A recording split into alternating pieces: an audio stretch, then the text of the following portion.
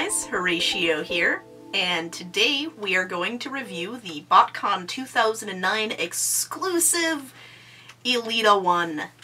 She came packaged with Razor Claw, and she is based on the 2007 Games of Deception comic book, which was from the 2007 Botcon. She's very, very cool. She's very pink. I'm very, very pleased that there's a toy of her. I'm very pleased to have a massive pink Transformer because I'm a girl and she's pink and it pleases me. So, now that you have a little bit of history on Elita-1, let's take a look-see at her. And here we are with our super pink lady boat. You can see her in boat form. Very cool. I would really, really like to have this speedboat in real life. If we take her key. Blammo! And her missiles, of course, pop off of the boat. And load right in there.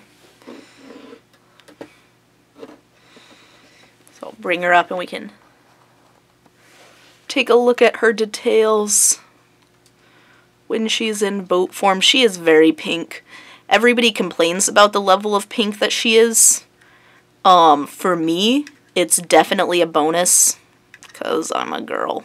It's her little Autobot logo. I like the pink. I think it's very nice to have very, very pink Transformers every now and again.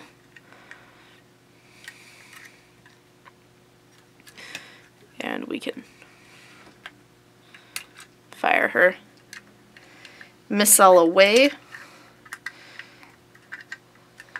Put it back on.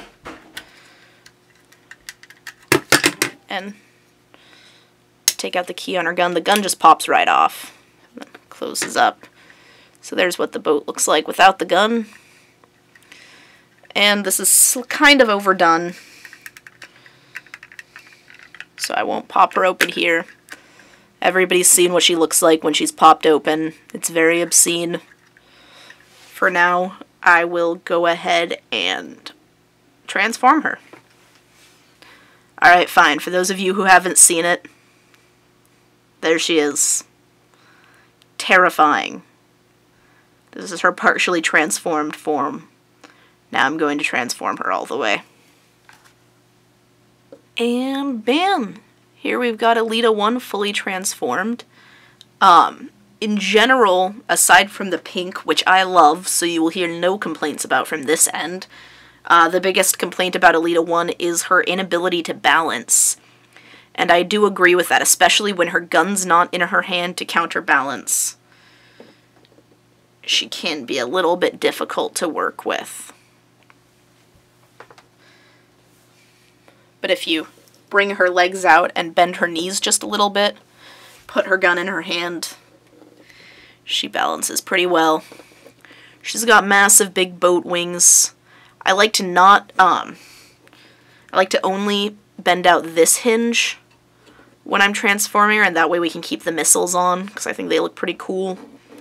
I usually keep her gun in this form without the key in use. Let's bring her up and look at her in all of her glory. Very nice detailed molding. Got a good double elbow joint there.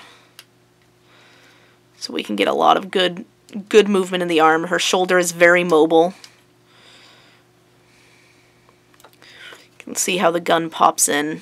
She holds it and then there's a peg. That pegs into her arm right there at the forearm. Her head is immobile. Got some good hip mobility, and her knees do bend just a bit. There is a lot of reduced mobility because of her wings. And then her feet can be moved a little bit to help with balancing her. Overall, very pretty Transformer. I like the pink Transformers, so I have no complaints about her color. I love the combination of the pink and the turquoise. Makes her very, very pretty.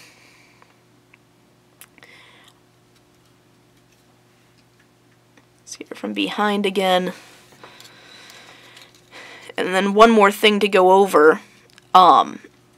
Since the wings people in general are or are not a fan of, I kind of like them, but there is a relatively easy mod